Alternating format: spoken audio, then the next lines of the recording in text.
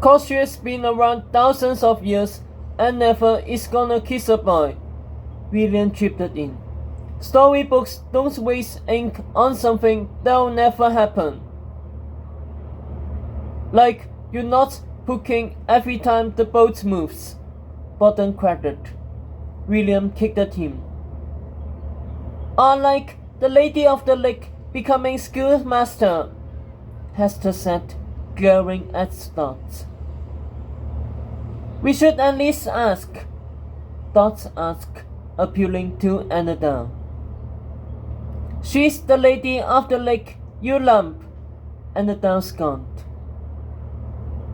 Lady or not, it sounds like she needs a kiss, said Dot, puckering his lips, to which Nicola made a noise and Hot poked at her playfully. Sophie gagged. This is what your friend was looking for, Ajubaju said, stopping abruptly. The crew stopped, joshing around. Agatha gazed up at the fortress of white towers. Said he had been following the attacks in woods, the beaver went on. Lots of kingdoms having trouble lately. Attacks on both Athos and Nephos. Your friend thought whoever was doing attacks might be hiding in Lady of the Lake Castle. How could someone hide here? There's no doors or windows to get inside, said Nicola, knocking on the tower's solid walls. The beaver grinned. That's where pretty lady needs tower guard. Out of his pocket, Ajubaju drew a white 5-pointed star the size of a $1. Sophie instantly recognized it as the same kind of star that Merlin had once laid in honor at King Arthur's tomb. Hey, how did you get that? She said as the beaver pressed the star against the wall. But the star was already growing, as if burning from within. Little by little, the outline of a door retorted into the stone around the star. The beaver pressed it hard, and the door creaked open where there had been no door before, just wide enough to let someone through.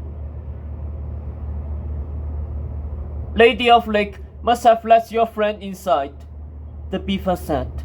We can go inside too, if you like. Maybe your friend's still there.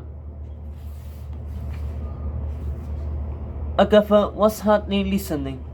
She was staring off towards the stairs. Horse, apples, nobody. Is Chadwick still alive?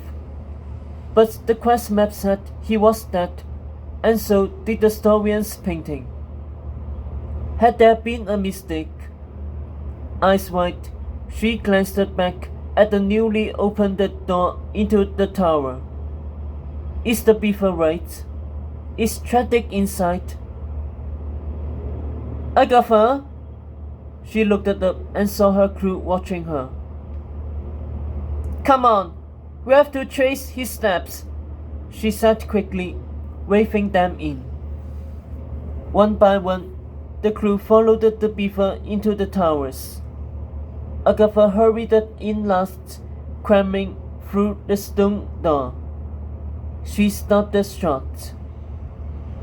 Out of the corner of her eye, she saw a drop of blood in the snow behind her, near one of the beaver's wrapped paw prints. Sliding out the door, she dug her crumb into the soft whiteness and swept off the top layer. Crimson soaked the path below. As she watched the others move into the tower, Agatha followed the trail, chipping away snow with her club and uncovering a streak of red down the stairs. There was no such blood. Chest pounding, she descended the stairs. What's happened to stay with the group? Sophie snapped it, bumping next to her. Then Sophie saw the blood. Go with the others, Agatha said tensely. But Sophie ignored her, washing down the icy snaps and sleeping hard. Agatha seized her arm before she could fall. Sophie gave her a sheepish glance, then charged ahead. Agatha held on, stumbling after her. Like it or not, this was a team effort now.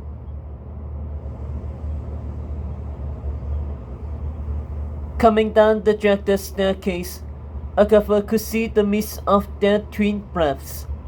Evelyn was dead quiet, save the few pigeons on the staircase banister and the ripples of water below. Beneath the drab skies and white towers, the only flashes of color were the shiny green apples growing off rocks and the trail of blood down the snow-slicked stairs.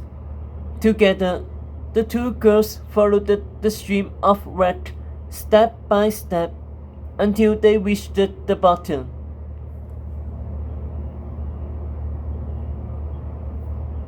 The Snorian painted him right here, Agatha said, rushing to the water's edge. She cleared away the mound of fresh snow on the shore. Sophie, she whispered. The outline of a boy was framed in blood next to the lake. Only there was no boy.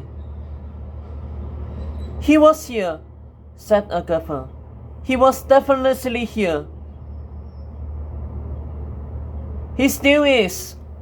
Agatha looked up and saw Sophie was a 6 shade of white. Sophie raised her finger, pointing behind Agatha. Agatha turned. Deep in the corner against the staircase wall, Chadwick sat in the shadows.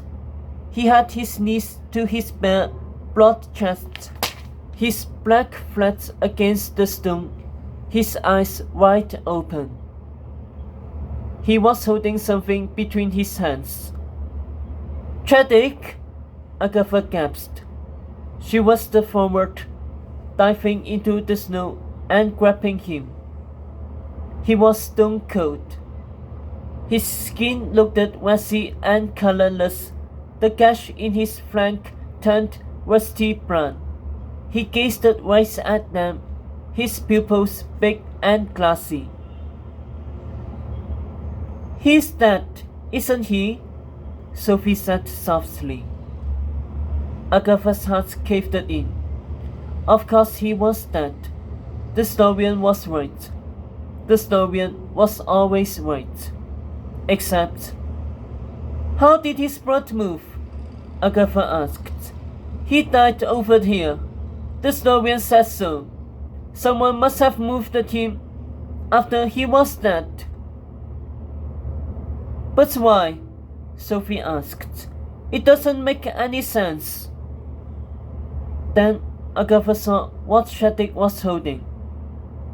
A folded piece of parchment.